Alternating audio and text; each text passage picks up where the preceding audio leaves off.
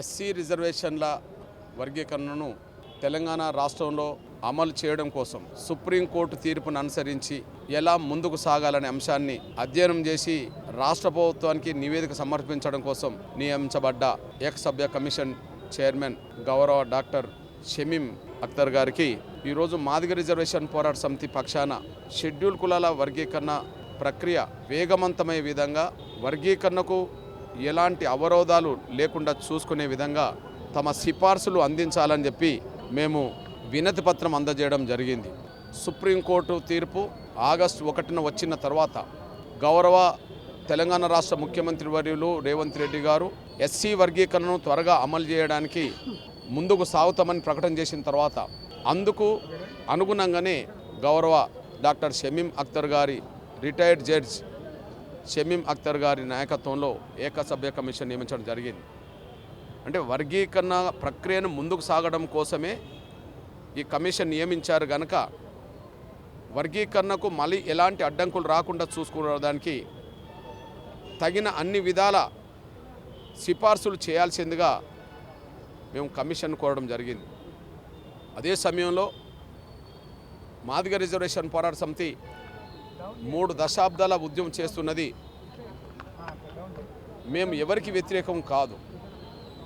ఉమ్మడి ఆంధ్రప్రదేశ్ నుండి తెలంగాణ రాష్ట్రం వరకు 59 షెడ్యూల్ కులాల్లో మెజారిటీ కులం మేము గనక దాదాపు ప్రస్తుతం తెలంగాణ రాష్ట్రంలో ఉన్న 59 కులాల్లో 70% సింగిల్ మాదిగ కులస్తులే గనక దానికి అనుగుణమైన అవకాశాలు ఏనాడు మాకు దక్కలేదని, ఉమ్మడి ఆంధ్రప్రదేశ్లో మెజారిటీ షెడ్యూల్ కులాల్లో మాదిగలే మెజారిటీ, తెలంగాణ రాష్ట్రంలో షెడ్యూల్ కులాల్లో 70% మాదిగలే.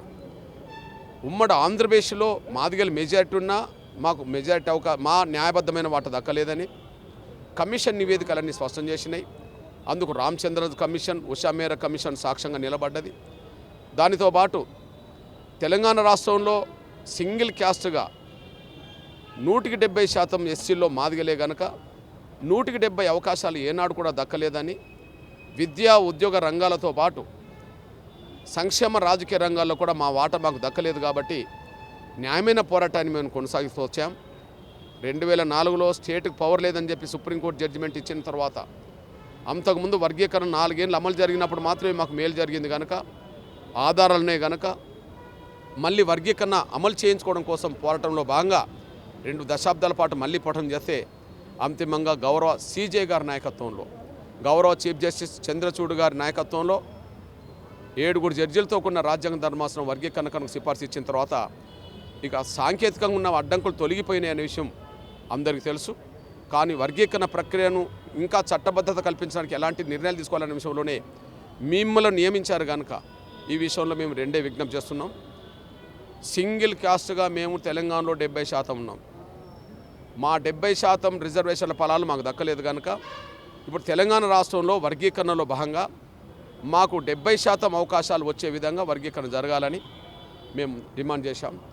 అదే సమయంలో జనాభా పరంగానే ఎందుకు కోరుతున్నామంటే ఈ దేశంలో షెడ్యూల్ కులాల రిజర్వేషన్లు ఏ రాష్ట్ర జనాభాకు అనుగుణంగా ఆ రాష్ట్రంలో పర్సెంటేజ్ అమలు జరుగుతుందే తప్ప దేశవ్యాప్తంగా ఒకే శాతం రిజర్వేషన్ అమలు జరుగుతలేవు. అందుకు ఉదాహరణగా చెప్పడం జరిగింది పెద్దలు షమీం అఖ్తర్ గారికి.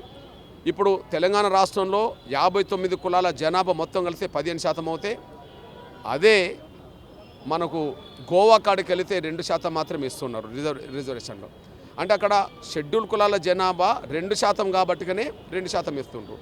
అదే తమిళనాడు పోతే 18% ఇస్తున్నారు రిజర్వేషన్లు. అంటే అక్కడ షెడ్యూల్ కులాల అందరి జనాభా కలిస్తే 18% కూడా 18% ఇస్తుండ్రు. అట్లనే హర్యానాలో ఒక రాష్ట్రంలో ఒక తీరుగున్నది, ఉత్తరప్రదేశ్లో ఒక తీరుగున్నది, పంజాబ్లో ఒక తీరుగున్నది. అంటే భారతదేశంలో ఉండబడే ఏ రాష్ట్రంలో షెడ్యూల్ కులాల సంఖ్య జనాభా ఎంత ఉంటుందో అన్ని షెడ్యూల్ కులాలు కలిస్తే జనాభా ఎంత ఉంటుందో దానికి అనుగుణంగా రిజర్వేషన్లు ఇస్తున్నారు. కాబట్టి ఈ రాష్ట్రంలో షెడ్యూల్ కులాలు 59 కులాలు కలిస్తేనే 15% కనుక ఆ 15%లో 70% మాదిగలు ఉన్నారనే విషయం గణాంకాలు చెప్తున్నాయి.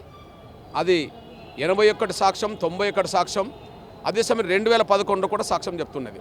కాబట్టి మేము కోరుతున్నది మా జనాభాకు అనుగుణంగా 70% పర్సెంటేజ్ మేము ఉన్నాం కాబట్టి మా వాటా 70% రావాలని మేము కోరుతున్నాం.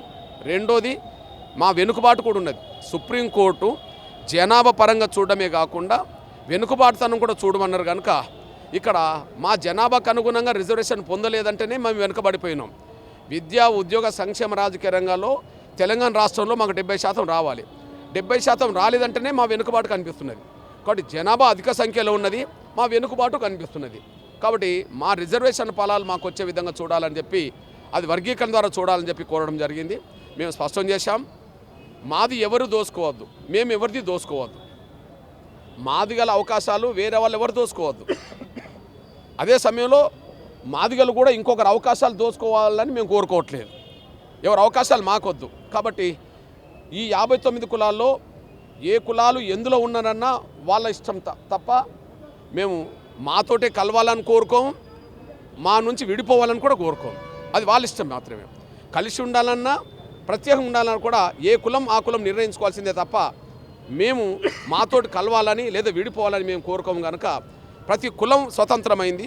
వాళ్ళ జనాభాకు అనుగుణంగా ఎంత ఉంటే అన్ని అవకాశాలు మాలలకైనా మాదిగలకైనా ఇతర కులాలకైనా ఎవరి అవకాశాల వల్ల దక్కే విధంగానే వర్గీకరణ చేపట్టే విధంగా సిఫార్సులు చేయాలని, అది అతి త్వరలో వర్గీకరణ అమలు జరిగే విధంగా మీ సిఫార్సులు త్వరగా చేయాలని చెప్పి నేను విజ్ఞప్తి చేయడం జరిగింది.